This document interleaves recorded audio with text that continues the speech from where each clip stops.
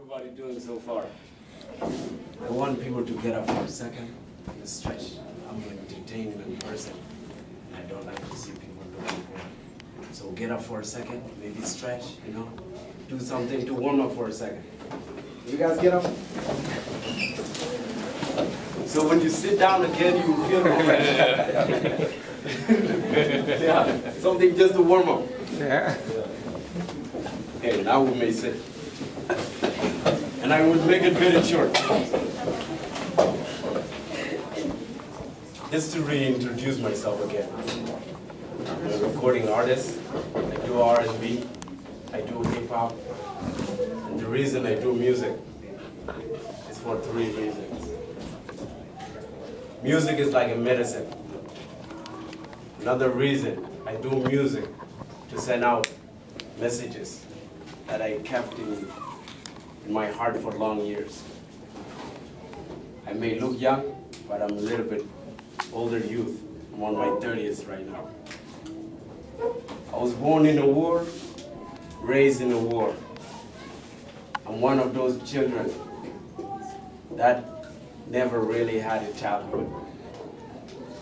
Witnessed very crucial moments in South Sudan. My father was killed in front of me and many family members that I never had an opportunity to live as a child.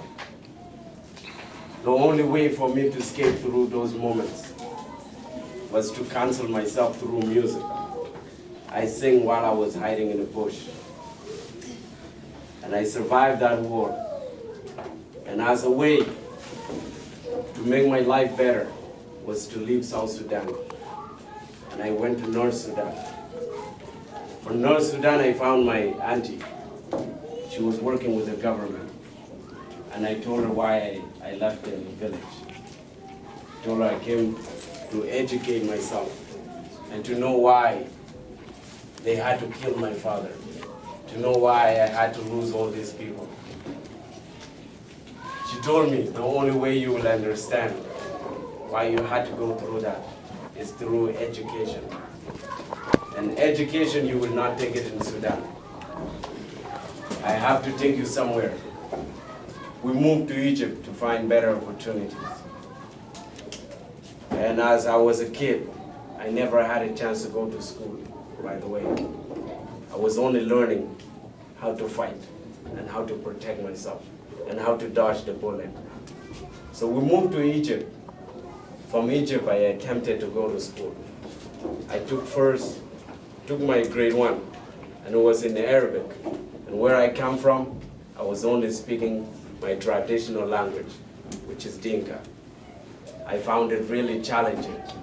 And I really found Egypt completely different.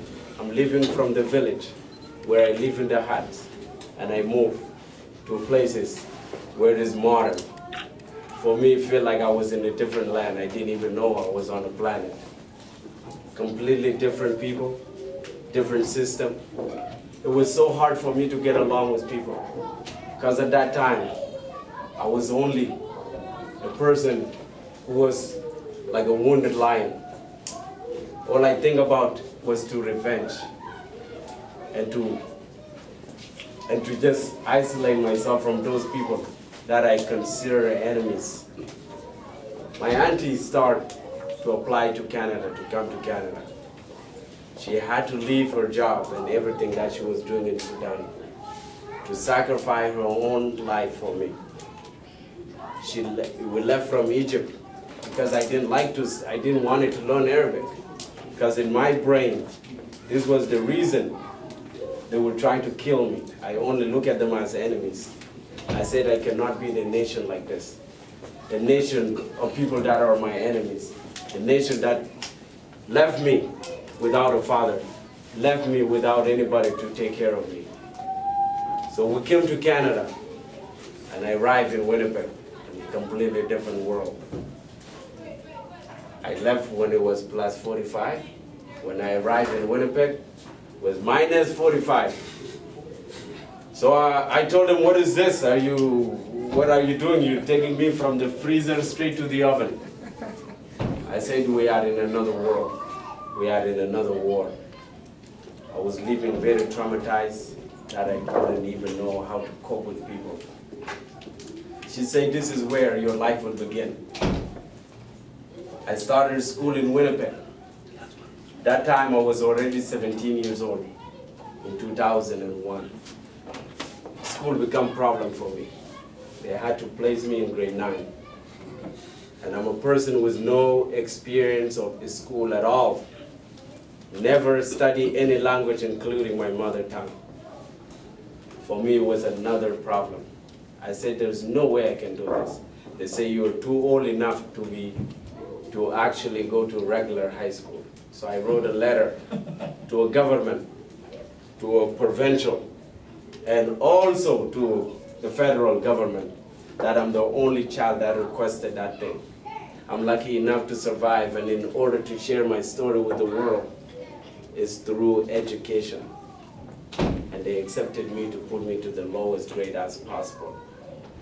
They said, if you can do all these things in 5 years, we will give you extra help. I said, no problem, there's nothing difficult than dodging a bullet. I worked full-time job, and I did school full-time. I even did it overtime. Lunchtime, when children have lunch, I have a class. Before school, I have a class. After school, I have a class.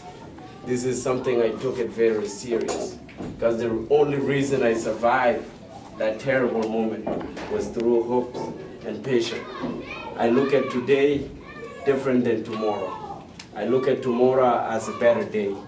And every tree that every road that I crossed at that time in the war, I look at it as a different road. With my education, I end up finishing my high school. And I said, the dream has become reality. Then I released my first album called The Big Dream in Winnipeg. To make all those short, I experienced so many other challenges that a lot of youth, a lot of immigrant youth face in this country that we may not even be aware of.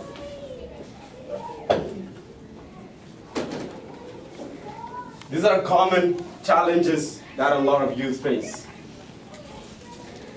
They find conflict at home because they're coming from different culture. They're trying to get adapted to a new system, to a point that they look at their own culture as a wrong culture. When they go, they find different people from different part of the world, and they share different cultures. When they are in the school, they look at their culture as like useless. They're having a hard time learning a new language like me, and some of them often end up giving up, dropping out of school. And that's where they end up doing street things such as being in a gang. And we're not aware of these things.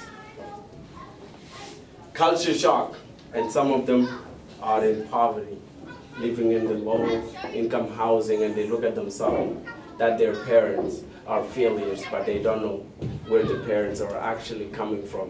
What is the reason they are living in this poverty? Lack of job because of the language. And so many things. I know I talk a lot, and I don't want to make it too long for you guys. To make them in a simple words, these are a lot of things we need to look at. Such things like low self-esteem. When you have a lack of language in the school and you do bad in a class, exam, in tests, you look at yourself like you are a failure, but you're not a failure. It's just the lack of a language and a new system that you are in. Some people will have aggression and they end up fighting in school. They are being bullied and they don't know how to express themselves in a positive language. These things are very, very critical to a point. It ends up causing some people mental health issues because there's no way they can express themselves without feeling guilty about it. And that's when people are in gang again. And some may even feel suicidal. I have a couple friends who I lost in Winnipeg through the gang. Some of them are being always having trouble with the law, and they end up committing a suicide in jail. Because they're only here that they're negative people. They are criminals. They never hear somebody telling them, you are somebody good, you just made the wrong choices. And you can always change those. Low motivation, when you are not motivated, no matter how good you are, it's very hard to achieve something. So my main thing I need to tell the young youth, when you have a dream, and I always say this, you will see it in papers, you will see it even on upcoming film that are being featured on. When you have a dream, never let it go. Hold it tight and take an action. There is no mountain that you cannot climb without. When you have a dream and you have patience and you have action, you're more likely to achieve everything you need. When you believe in yourself, you can make everything possible. There is no way you can ever fail. I always say it, and I see it in a lot of poetry. Nobody planned to fail. We just fail to plan. So if you know how to plan, you will always achieve what you need. Don't let anybody hold you back from things that you need. Thank you all so much.